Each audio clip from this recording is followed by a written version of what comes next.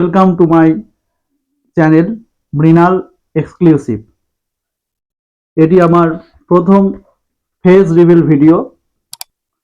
তো আজকের আমি আলোচনা করব ক্লাস 12-এর ইংরাজি সিলেবাস সম্পর্কে এবং কিভাবে এই সিলেবাসে অতি সহজে খুব কম পড়াশোনা করে কিভাবে তোমরা লেটার্স মার্ক পেতে পারো এবং তার সাথে সাথে অনেক দুর্বল স্টুডেন্ট থাকে, ইংরেজিতে দুর্বল, গ্রাম বাংলার অনেক স্টুডেন্ট থাকে তারা দুর্বল, তারা কিভাবে অতি সহজে পাশ করতে পারে, কারণ তারা সারা বছর খুব চিন্তায় থাকে যে কিভাবে তারা পাশ করবে।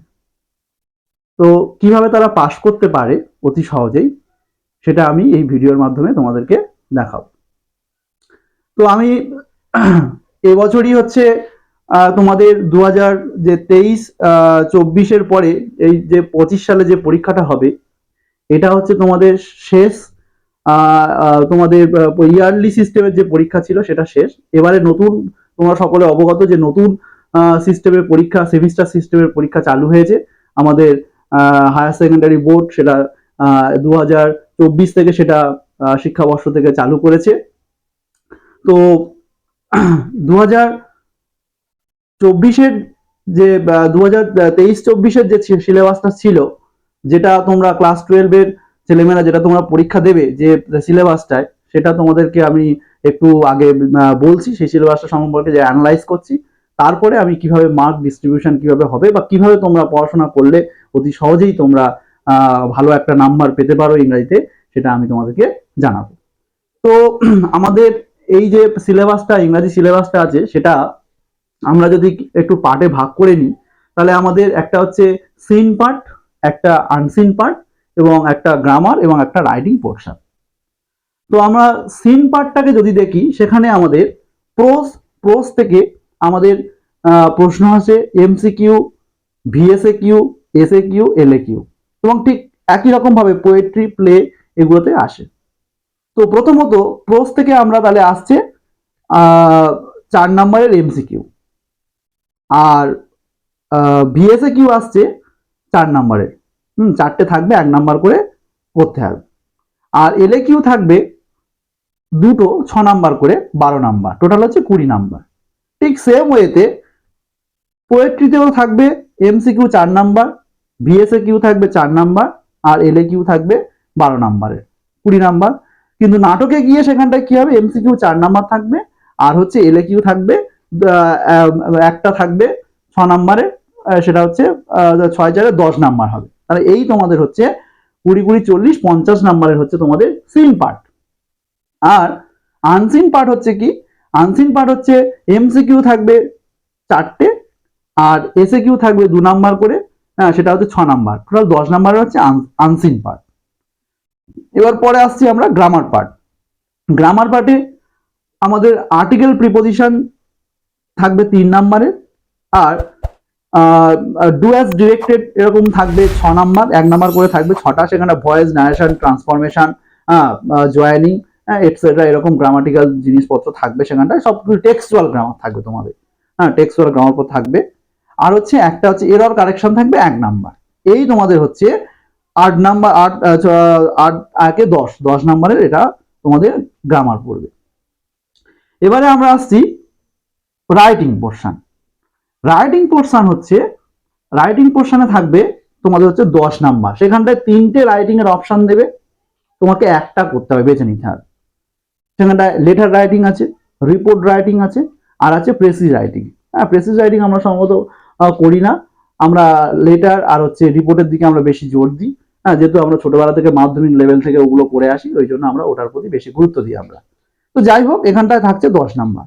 আর প্রজেক্ট তো তোমাদের স্কুল থেকে আছে, সেটা তোমাদের 20 নাম্বারের প্রজেক্ট, হ্যাঁ সেটা তো তোমরা পাবে সেখানটায়।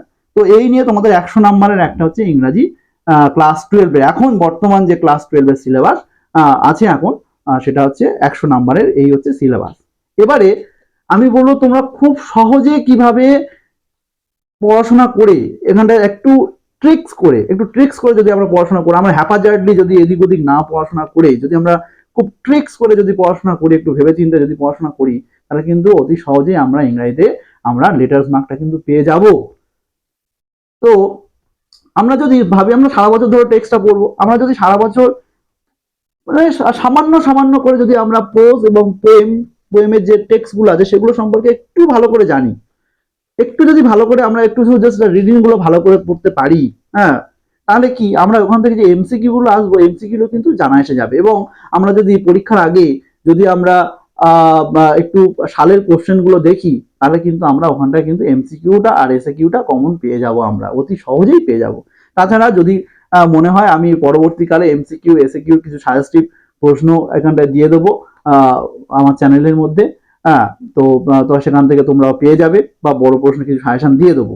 তো তার আগে তার আগে যেটা আলোচনার বিষয় আমরা আলোচনা করি যে এমসিকিউ আর এসএকিউ, এখান থেকে ধরো 4 নম্বরের এমসিকিউ 4 নম্বরের বিএসএকিউ, তাহলে 4 নম্বরের মধ্যে আমরা এমসিকিউটা 4-এর 4 কিন্তু আমরা খুব সহজেই পেয়ে যাব, আমরা ওখান থেকে টিক মারলেই আমরা পেয়ে যাব।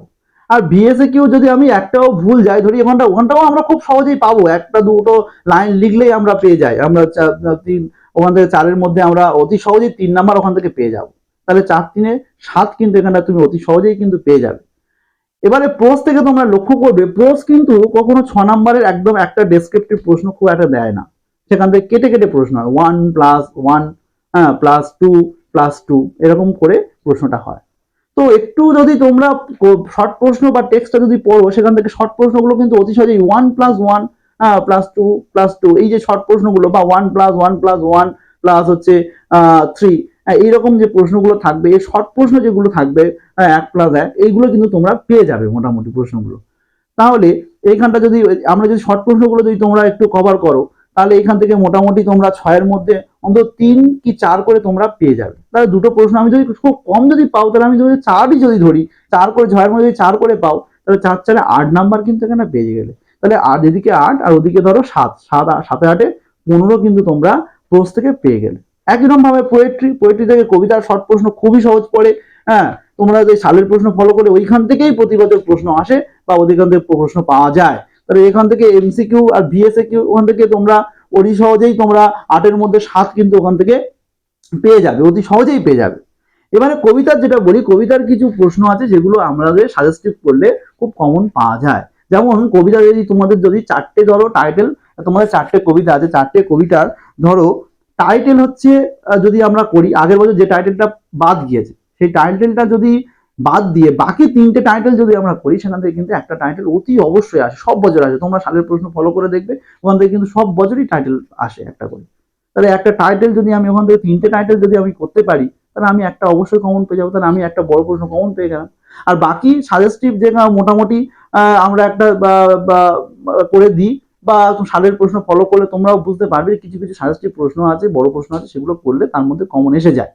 সুতরাং আমি যদি বলি যে এখান থেকে তুমি একটা প্রশ্ন কমন পেলে একটা মোটামুটি ভাবে যদি তুমি লিখতে পারো, তো এখান থেকেও তুমি মোটামুটি 12-এর মধ্যে অন্তত তুমি 8 অবশ্যই পেয়ে যাবে। তাহলে এদিকে 8 আর ওদিকে 7, তাহলে 7-8-এ তুমি 15 কিন্তু এখান থেকে পেয়ে গেলে। তাহলে প্রোজ থেকে 15 পেলে, পোয়েম থেকেও 15 পেলে। এবার আসছি আমরা প্লে, নাটক। নাটক তোমাদের একটা নাটক আছে জানো, প্রপোজাল নাটক আছে, হ্যাঁ, একটা নাটক সারা বছর ধরে যদি আমরা পড়ি, বা ওর যদি সারমর্মটা মোটামুটি আমরা পড়ে ফেলতে পারি, তাহলে শর্ট প্রশ্নটা আমাদের মোটামুটি এদিক ওদিক করে হল ম্যানেজ বলো বা এমনি এদিক ওদিক করে হয়ে যায়, ও ক্লাসের মধ্যে পরীক্ষা দিতে গেলে এদিক ওদিক করে হয়ে যায়, 4 নম্বর ওটা কোনো এমসিকিউটা কোনো ব্যাপার হয় না, হ্যাঁ। বাকি পড়ে থাকতে যেটা সেখানটায় 3টে ক্যারেক্টার আছে, 3টে ক্যারেক্টারের যে ক্যারেক্টারটি আগের বছর আগের সালে পড়ে গিয়েছে, বাকি দুটো ক্যারেক্টার যদি আমরা করতে পারি, তাহলে কিন্তু ওখান থেকে একটা তুমি কমন পেয়ে যাবে। তাহলে একটা কমন পেয়ে যাওয়া মানে তুমি 6 নাম্বার একটা কমন পেলে, তুমি যদি সারা বছর ধরে সেটাই পড়ো, তাহলে ভালো লিখলে মোটামুটি 4-5 অবশ্যই ওখান থেকে দিয়ে দেয় পরীক্ষক। আর এই বছর ধরো তোমাদের শেষবার পরীক্ষা, সুতরাং কোনো সময় কোনো পরীক্ষক চাইবে না যে কম দেওয়া, মোটামুটি একটা দিয়ে তোমাদেরকে ভালো নাম্বার দেওয়ার সবসময়ের জন্য চেষ্টা করবে। সুতরাং তোমরা ওখান থেকে 5 নাম্বার, 6-এর মধ্যে 5 তো অবশ্যই তোমরা ওখানটা পেয়ে যাবে। 5 না হলে যদি আমি 4ও ধরি, হ্যাঁ, তাহলে 4 ওখানে 4 যদি পাও, 4-4-এ 8 তোমরা ওখান থেকে অতি অবশ্যই তোমরা পেয়ে যাবে। তাহলে তাহলে প্রোজ থেকে তোমরা এদিক থেকে পেলে, প্রোজ থেকে পেলে 15, পোয়েম থেকে হলো 15, আর হচ্ছে প্লে থেকে নাটক থেকে তোমরা 8 পেলে। এবার আমি আনসিন পোর্শনে যাচ্ছি। আনসিনটা অনেকের একটু সমস্যা হয়, কিন্তু সমস্যার কিছু নয়। তোমরা আনসিনটা ভালো করে 3-4 বার করে পড়বে। পরীক্ষার হলে গিয়ে আনসিনটা তোমরা কেউ পড়ো না, ওই জন্য তোমরা বুঝতে পারো না। তোমরা বুঝতে পারো না পারো, আনসিনটা পড়বে, লাইন বাই লাইন ধরে ধরে পড়বে। লাইন বাই লাইন ধরে ধরে পড়ার ফলে কি হবে, তোমরা প্রশ্নের সঙ্গে আনসিনের যে টেক্সটটা আছে সেটাকে তোমরা কি করতে পারবে, তোমরা বুঝতে পারবে যে কোথায় এর কানেকশনটা আছে। এবং যদি আনসিনটা তুমি 2-3 বার পড়ো যে আনসিনটা কোন টপিকের বলেছে, তোমার সেটা কিন্তু কিছুটা হলেও উপলব্ধি করতে পারবে। এবং এখানটা যদি উপলব্ধি করতে পারো, তোমরা কি করবে, তোমরা এই প্রশ্নগুলো যেগুলো আছে সেগুলো এইখান থেকে যে ওই যে প্রশ্নের সঙ্গে যে লাইনটা ওখানটায় মিল আছে সেখান থেকে তার আগে পেছনে বা ওই লাইনটা খোঁজার চেষ্টা করবে, দেখবে ওখানটায় উত্তর ঠিক লুকিয়ে আছে। ওখানটায় তুমি টাচ করা মানেই তোমাকে হয়তো 2-এর 2 না দিলেও ওখানটা 1-1.5 করে তুমি পেয়ে যাবে। হ্যাঁ, সেখান থেকে দাঁড়িয়ে তুমি যে ট্রু ফলস গুলো আছে, ট্রু ফলস মোটামুটি যদি বুঝতে পারো, বা যদি তুমি বুঝতে পারো তা খুব ভালো, যদি না বুঝতে পারো তুমি সব ট্রু মারবে অথবা সব ফলস মারবে। তাহলে অন্তত ওখানে 2-3টে তোমাকে লেগে যাবেই, এটা যায়। বা অনেক সময় বোঝা যায়, ট্রু ফলস গুলো খুব কঠিন দেয় না, মোটামুটি তোমরা বুঝতে পারবে। তো সেখান থেকে আমি যদি আনসারের মধ্যে 4টে যদি ট্রু ফলস থাকে, সেখানে তুমি মোটামুটি অনায়াসে 3টে কিন্তু ঠিক করতে পারবে। আর এর সাপোর্টিং সেন্টেন্স থাকে না, মাধ্যমিকে তোমরা যেরকম সাপোর্টিং সেন্টেন্স করেছিলে, কিন্তু এর কিন্তু সাপোর্টিং সেন্টেন্স থাকে না। এটা একটা কিন্তু সুবিধা, খুবই সুবিধা, সাপোর্টিং সেন্টেন্স থাকে না। এবারে তুমি যদি বড় প্রশ্নের দিকে আমি যাই, 2 নম্বরের প্রশ্নের দিকে যাই, সেখানটায় 6 নম্বরের প্রশ্ন থাকে। 6 নম্বরের মধ্যে তুমি 1-1.5 করে নিয়ে ওখান থেকে 4 অনায়াসেই পাওয়া যায়। আমি অনেক বছর ধরে দেখছি যে ওই 4-5 পাওয়াটা আনসারের কোনো ব্যাপার হয় না। হ্যাঁ, সুতরাং এখান থেকে তুমি খুব অনায়াসেই তুমি 7 কি 8 তুমি পেয়ে যেতে পারবে। 7-8 তুমি পেয়ে যাবে, অবশ্যই তুমি পেয়ে যাবে। ধরে না আমি তোমার এখান থেকে তুমি 8 পাবে, আনসারে তো ওরকম ভাবে বলা যায় না, মোটামুটি তুমি এখান থেকে চেষ্টা করলেই 7 থেকে 8-এর মধ্যে তুমি একটা পেয়ে যাবে এখানটায়। এবারে গ্রামার বলি, গ্রামার তোমাদের হচ্ছে টেক্সচুয়াল গ্রামার। টেক্সটটাকে যদি সারা বছর টেক্সচুয়াল গ্রামার একটু সাজেস্টিভ করে, বা যদি পুরোনো ইয়ারের যে প্রশ্নগুলো যে গ্রামারগুলো পড়েছে ওইখান থেকে প্রায় 60-70% গ্রামার কিন্তু ওইখান থেকে দেখ প্রতি বছর তোমরা লক্ষ্য করবে, একটু প্রিভিয়াসলি যে সালের প্রশ্নগুলো আছে সেগুলো ঘেঁটে ঘুটে দেখবে যে প্রতি বছরই কিন্তু ওইখান থেকেই একই প্রশ্ন বারবার গ্রামারগুলো ওখান থেকে রিপিট হয়। এবারে ওইগুলো যদি আমরা একটু ফলো করতে পারি, বা আমি তোমাদের এই চ্যানেলের মধ্যে দিয়ে পরবর্তীকালে গ্রামারের সাজেস্টিভ যে কি কি গ্রামার তোমাদের টেক্সচুয়াল গ্রামার পড়তে পারে সেগুলো তোমাদেরকে আমি দিয়ে দেবো। হ্যাঁ, তোমরা এখান থেকে দেখে নেবে। তো গ্রামারটা যদি ভালো করে যদি করতে পারি, টেক্সচুয়াল গ্রামার যদি সারা বছর ধরে একটু ভালো করে আমরা যদি প্র্যাকটিস করে থাকি বা করি, তারা একটু গ্রামারটা করার জন্য একটু তোমাদেরকে পড়াশোনা করতে হবে। অন্যগুলো তবু চলে যাবে, কিন্তু গ্রামারটা করার জন্য একটু তোমাদের নিয়ম কানুন জানতে হবে, প্র্যাকটিস করতে হবে বাড়িতে। তো একটু যদি তোমরা বাড়িতে প্র্যাকটিস করো, তাহলে আমার মনে হয় যে কমন কিছু গ্রামার আছে যে গ্রামারগুলো পড়েই, হ্যাঁ একদম পড়েই, ঠিক আছে, সেরকম ভাবেই তোমাদের এখান থেকে মোটামুটি তোমরা 10-এর মধ্যে তোমাদের এখানটায় 8-7 পাওয়াটা কোনো ব্যাপার না, 7 কি 8 তোমরা পেয়ে যাবেই, অবশ্যই যাবেই। হ্যাঁ, কারণ আর্টিকেল প্রিপারেশনটা টেক্সচুয়াল পড়ে ও কিছু কমনটা আর্টিকেল প্রিপারেশন মুখস্থ করে গেলে, একটু দেখে গেলেই সেখান থেকে তুমি মারতে পারবে। ভয়েস ন্যারেশনটা তো সারা বছর ধরে আমরা ছোটবেলা থেকেই শিখে আসছি। হ্যাঁ, ভয়েস এমন কিছু কিছু কঠিন জিনিস পড়ে না, তাহলে সেটা তোমরা করতে পারবে। এই ইউরোর কারেকশনও খুব সহজেই একটা ইউরোর কারেকশন পড়ে। হ্যাঁ, এটা এই করে মোটামুটি এদিক ওদিক করে এখানটা 8 খুব সহজেই পাওয়া যায়। হ্যাঁ, খুব একটা বেশি এখানটায় অসুবিধা হয় না। তাহলে তোমরা আনসিন থেকে মোটামুটি 7 কি 8 পেয়ে যাবে, এবং গ্রামার থেকেও তোমরা 8 কিন্তু অনায়াসেই পেয়ে যাবে। এবার আমরা আসছি রাইটিং স্কিলে, সেটাকে আমরা যদি ইএসপি অনেকে বলে থাকে, বা রাইটিং স্কিলে আমরা প্রেসিসটাকে বাদ দিই। যদি আমরা বাদ দিই তাহলে আমরা পড়ে থাকে লেটার আর হচ্ছে রিপোর্ট। এই লেটারটা 2 ধরনের লেটার তোমাদের 12-এ আছে। একটা হচ্ছে 2 ধরনের না, একটাই অফিসিয়াল লেটার। অফিসিয়াল লেটারে 2টো পার্ট আছে, একটা এডিটোরিয়াল লেটার আর একটা অফিসিয়াল লেটার। অন্যান্য যে লেটারগুলো আছে, হেডমাস্টার মশাইয়ের কাছে চিঠি, বিভিন্ন অফিসারের কাছে চিঠি, পোস্ট অফিস, তোমার হচ্ছে পুলিশ স্টেশন, ব্যাংক ম্যানেজার, এইগুলো তোমাদের আছে। এবার আগের বছর যে টপিকটা তোমাদের পড়ে যায়, হ্যাঁ, যেমন এবছর তোমাদের 2024 সালে যে ফ্লিপকার্টের একটা কোনো ডিস্ট্রিবিউটার তুমি অর্ডার দিয়েছিল, তার তোমার আসেনি, সেই রকম দিয়ে তোমাদের ফ্লিপকার্টের যে ম্যানেজার আছে তার কাছে চিঠি পড়েছিল, অফিসিয়াল একটা চিঠি পড়েছিল। তাহলে আমি ওই ধরনের অফিসিয়াল লেটারটা যদি বাদ দিয়ে এবারে যদি আমি এডিটোরিয়াল লেটারটা খুব ভালো করে প্র্যাকটিস করতে পারি, তাহলে কিন্তু সেটা তোমাদের কমন আসবে। আর এডিটোরিয়াল লেটার আসা মানে তোমাদের একটা কিন্তু এখানটায় একটা প্লাস পয়েন্ট পাওয়া। কি প্লাস পয়েন্ট পাওয়া না, এডিটোরিয়াল লেটারের একটা ইন্ট্রোডাকশন, একটা কনক্লুশন হয়। সেটা আমি পরবর্তীকালে তোমাদেরকে এখানটায় দিয়ে দেবো, তোমাদের এই চ্যানেলের মধ্যে দিয়ে দেবো যে এডিটোরিয়াল লেটার কিভাবে লিখবে, তার ইন্ট্রোডাকশন কি হবে, তার কনক্লুশন কি হবে, কিভাবে লিখলে মোটামুটি একটা ফরম্যাট মুখস্থ করলেই, হ্যাঁ, মোটামুটি তুমি যে কোনো এডিটোরিয়াল লেটার তুমি লিখতে পারো, যে কোনো যা এডিটোরিয়াল লেটার দিক তুমি কিন্তু লিখতে পারবে। সেটা কিভাবে লিখতে পারবে সেটা আমি পরবর্তীকালে এই চ্যানেলের ভিডিওর মাধ্যমে তোমাদেরকে আমি দেখাবো। হ্যাঁ, তো এবারে এই যে এডিটোরিয়াল লেটারটা এবছর ইম্পর্টেন্ট, এটা যদি তোমরা ভালো করে করতে পারো মোটামুটি 10-এর মধ্যে এখানটায় খুব যদি কম দেয় কিন্তু এখানে 6-7 তোমাদেরকে দিয়ে দেবে, ঠিক আছে? 6 কি 7 তোমরা এখানে পেয়ে যাবে। হ্যাঁ, তো আর স্কুলের প্রজেক্ট তো আছে, সর্বশেষ প্রজেক্ট তো সেখানে 20-20-র মধ্যে যারা একটু ভালো পড়াশোনা করবে তাদেরকে বা স্যারদের সঙ্গে প্রজেক্টটা ভালো করে জমা দেবে, খাতাটা জমা করে, বা স্যারদের সঙ্গে যারা আচার ব্যবহার ভালো রাখবে, ভালো সম্পর্ক থাকলেই তোমরা কিন্তু এখানটায় মোটামুটি একটা ভালো নাম্বার পেতে পারো। 20-20ও অনেকে পেয়ে যায় অতি সহজে, আমাদের অনেক স্টুডেন্ট আছে তারা 20-20 পেয়ে গেছে। তো আমি যদি ওভারঅল একটা যদি দেখি, একটা জিস্ট যদি করি, আমি এক্সপেক্টেড মার্কের যদি একটা তোমাদের লিস্ট করি, যদি আমি লিস্ট করি, তাহলে প্রোজ থেকে আমরা পেলাম 15, পোয়েম থেকে আমরা পেলাম 15, নাটক থেকে আমরা পেলাম 8 কি 9, তো গ্রামার থেকে আমরা পাচ্ছি 8 নাম্বারের মতো আমরা পেতে পারি। আর আমরা যদি আমরা রাইটিংটা যদি আমরা ঠিকঠাক করে করতে পারি, ওদিকে এডিটোরিয়াল লেটারটা যদি আমরা ঠিকঠাক করে এবছর আমরা লিখতে পারি, অথবা রিপোর্ট আমরা তখন গিয়ে বললাম না, রিপোর্টের কথাটা বললাম না, রিপোর্টও অতীব সহজ, তোমাদের হচ্ছে পার্সোনাল রিপোর্ট পড়ে, কোনো অ্যাক্সিডেন্টাল রিপোর্ট তোমাদের পড়ে না, পার্সোনাল রিপোর্ট পড়ে। পার্সোনাল রিপোর্টটাও খুব সহজ পড়ে, স্কুল বিদ্যালয়ের কোনো অনুষ্ঠান নিয়ে বা কোনো স্বাধীনতা দিবস হতে পারে, সেটা কোনো যে কোনো একটা আনুষ্ঠানিক একটা রিপোর্ট তোমাদের পড়ে, সেটাও একটা যে কোনো আনুষ্ঠানিক রিপোর্টের একটা ফরম্যাট করে রাখলেই সেটা তোমাদের হয়ে যায়।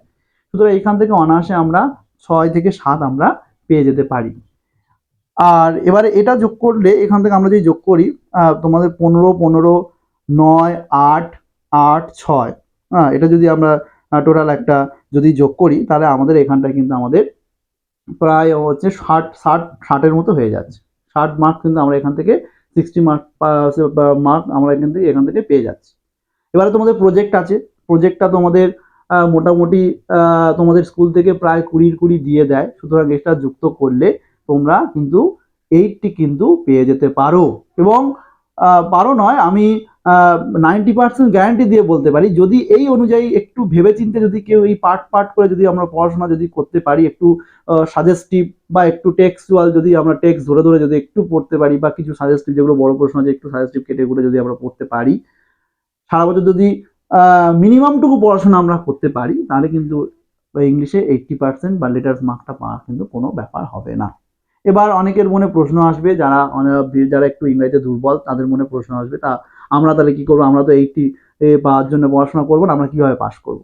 যারা পাস করতে চাও তাদের জন্য বলবো যে তোমরা সারা বছর ধরে টেক্সটটাকে শুধুমাত্র প্রোজ, পোয়েম আর ড্রামা, নাটক যেটা তোমাদের আছে, এটাকে তোমরা সারা বছর ধরে যখন তোমরা যেখানে পড়তে যাচ্ছ বা অনলাইন যে ক্লাসগুলো তোমরা করছো, বা পরবর্তীকালে তোমরা চাইলেই আমি এখানটা অনলাইন ক্লাস করতে পারি, তোমরা যদি আমাকে সেরকমভাবে লাইক করো এই ভিডিওর মাধ্যমে, যদি এই ভিডিও দেখে যদি তোমাদের ভালো লেগে থাকে, তাহলে লাইভ এবং সাবস্ক্রাইবের মাধ্যমে পরবর্তীকালে যদি আমরা কিন্তু আমি তোমাদের জন্য অনলাইন ক্লাসের ব্যবস্থা করতে পারি।